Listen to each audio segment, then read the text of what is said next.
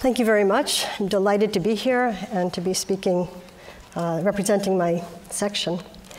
I was trained as a theoretical computer scientist, and my first work was in parallel and then mostly distributed computing, which led fairly naturally to cryptography, the second major thrust of my work and my first real scientific love. Among and enabling the breathtaking advances of modern cryptography is a focus on defining security for a cryptographic primitive. What are the capabilities of the adversary? What are the adversary's goals? And this, this practice of really clearly specifying exactly what it is we want gave rise to differential privacy. Differential privacy emerged very clearly from that intellectual tradition. Now, I need two people for this talk, so I'll introduce you to Helen Nissenbaum, a philosopher who studies philosophical issues that arise in the context of new technologies. And it was conversations with Helen about privacy that got me interested in the problem. And I looked for part of the privacy in the context of the modern world where we have all kinds of networked information and cameras and so on and so forth. I looked for a piece of the problem that I could possibly bring into mathematical rigor. And I focused on privacy-preserving data analysis. So for simplicity, in this talk, we're going to focus on a scenario in which an analyst interacts with a database that contains lots and lots of very juicy and sensitive information about people.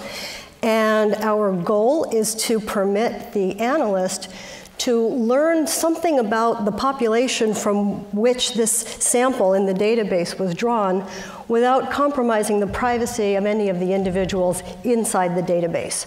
So the census data was a motivating scenario, especially because in the context of census data, privacy is legally mandated.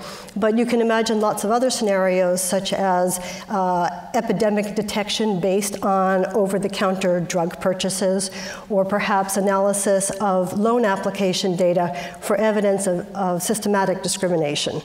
And this is an old problem. There are papers, at least from 1965, that talk a bit about privacy-preserving data analysis.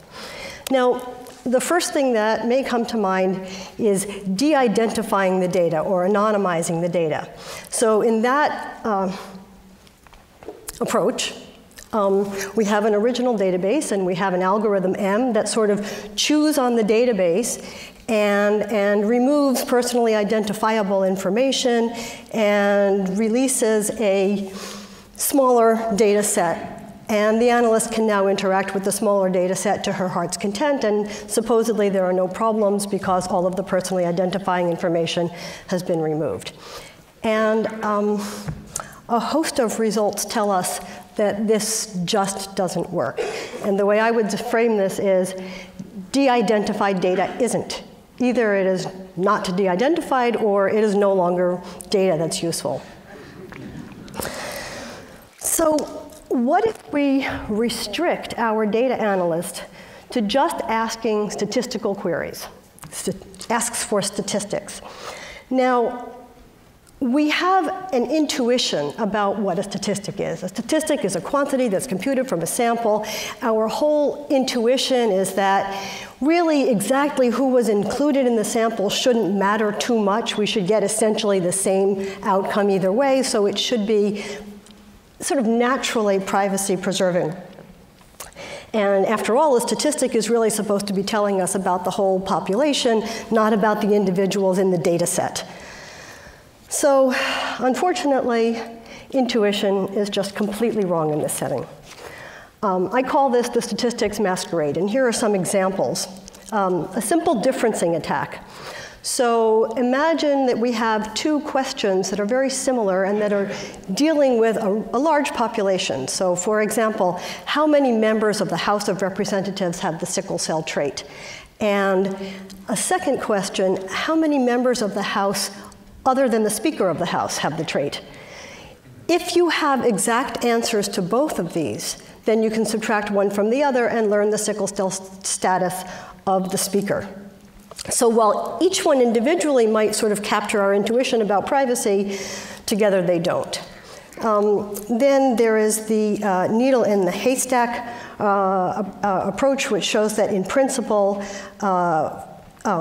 given pooled genetic data, the analyst can determine the presence or absence of an individual in a genome-wide association study case group simply from the allele frequency statistics for the case group and the control group. And then in the Big Bang attack, it's possible for the analyst to reconstruct a sensitive attribute for almost all members of the data set based on estimates of this characteristic for overlapping subpopulations in the data set. So the bottom line for all of this is what I call the fundamental law of information recovery, which says, roughly speaking, that overly accurate answers of too many statistics is blatantly non-private. But it gets worse. So, in a networked world, information flows in mysterious waves. So, for example, from the results of the billing system, it's possible for me to determine certain interests that Helen might have that she might not have chosen to make public. And your preferences influence my experiences through product recommendation systems. And in fact, combining evolving similar items lists with a little knowledge from your blog of what you bought, an adversary can infer purchases that you did not choose to blog about.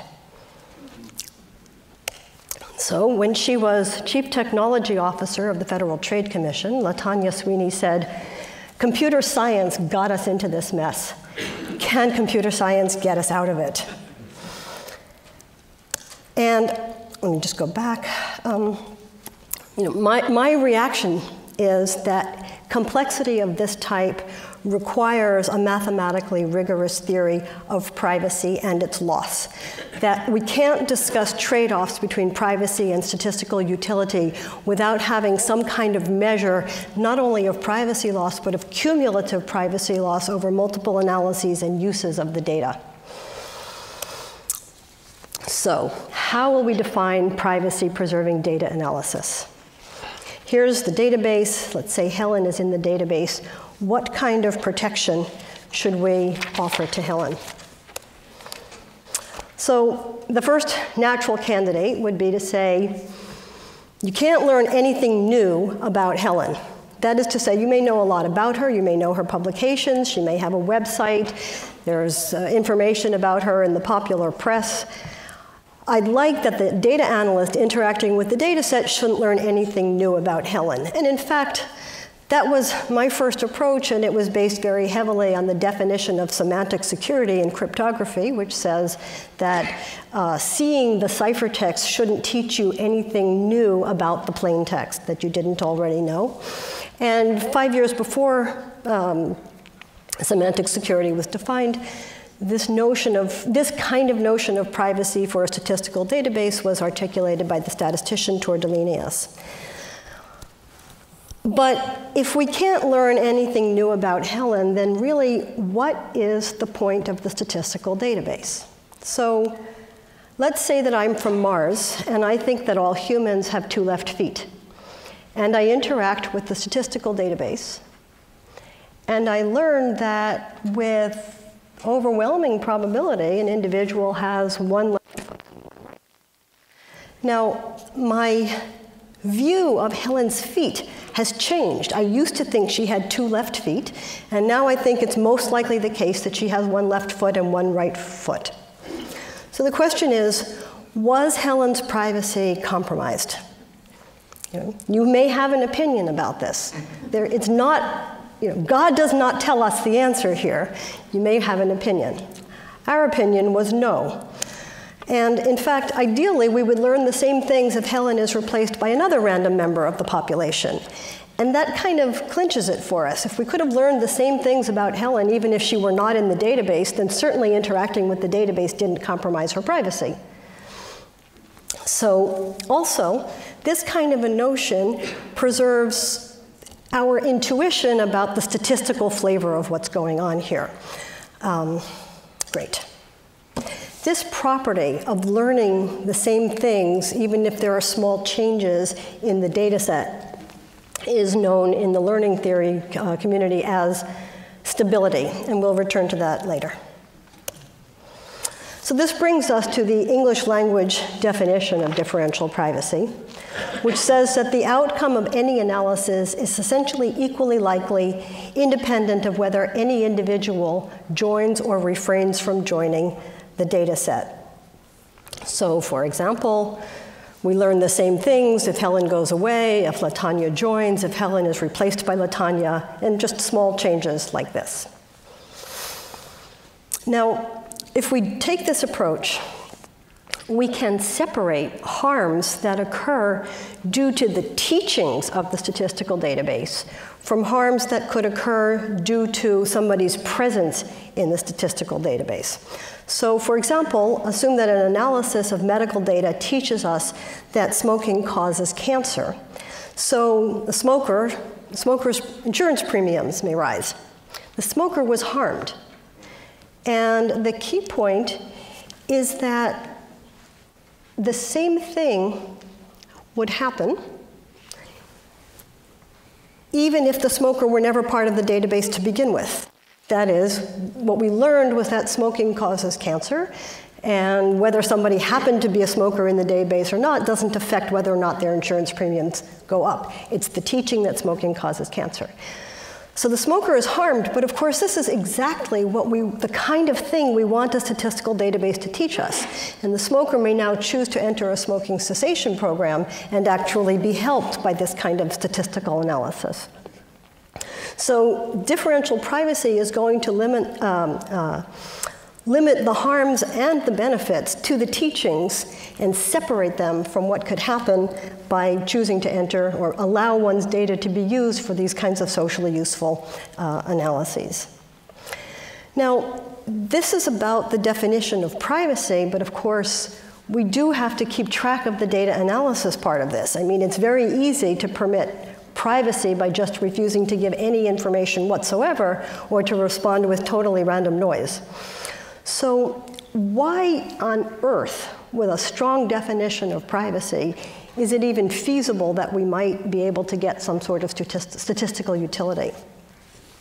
And the answer, just at a very intuitive level, is that this notion of stability is also known to be very important to enable your results to generalize.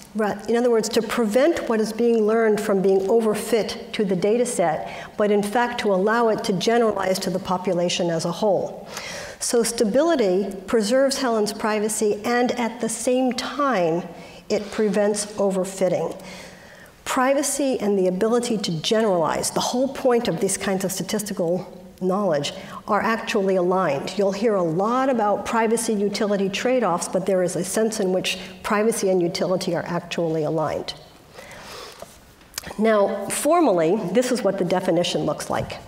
We have algorithms, they take databases as inputs, they get questions and they provide answers, and we can say that the algorithm gives epsilon differential privacy, where epsilon is some small number, hopefully, between 0 and 1, let's say.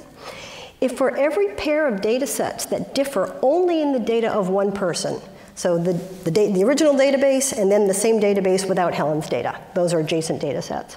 So all pairs of data sets differing in the data of just one person and every possible event, the probability of seeing that event when the database is X is almost the same as the probability of seeing it when the database is Y, where our probability space is over coins flipped by the algorithm, not the sampling that is done to create the data set.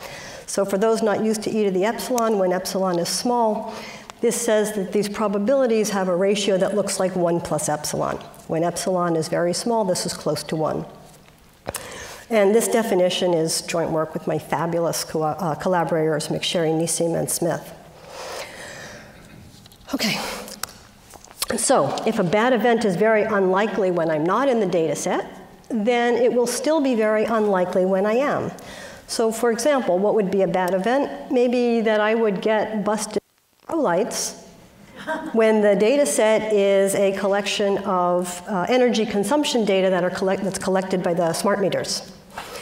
In general, any event has comparable probability when I am or I'm not in the data set. So the likelihood that I would get discriminated against by a potential employer for smoking will be about the same whether I'm in the data set or not.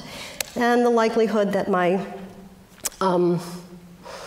that I would be identified as a member of a genome-wide association study, since it's very unlikely for that to happen when I'm not in there, it'll be very unlikely for it to happen when I am in there. In general, it's impossible to know the actual probabilities of bad events, but differential privacy lets us control the change in risk that's incurred by joining the database. Now, I said that we needed a measure. Epsilon is, in fact, our measure of privacy loss. And there are several nice properties for differential privacy. There's one that I really want to emphasize, which is differential privacy allows us to understand the cumulative privacy loss over many different analyses. That says that we can define little computational primitives. Just as in ordinary computation, we have primitives like addition and multiplication. Well, we have little teeny tiny differentially private building blocks, and now we can combine them in interesting ways to get a differentially private, more complicated, more sophisticated analysis. So these are some of the kinds of analyses that we know how to carry out well in a differentially private fashion. I should mention that, of course, thorny problems remain. Differential privacy can, in some cases, let us match the bounds imposed by the fundamental law, but they can never let us defeat the law. It is a law. And if we are to endure some given amount of cumulative privacy loss, then the question of how this privacy loss should be meted out, to which studies, to which uses, to which goals should it be given, those need to be worked out. There are also other uses of differential privacy because it has taught us something about computing with stability. So it has applications in economics and even in correctness protection in the context of adaptive data analysis. What some people might think of as p-hacking can be defeated with differentially private analysis.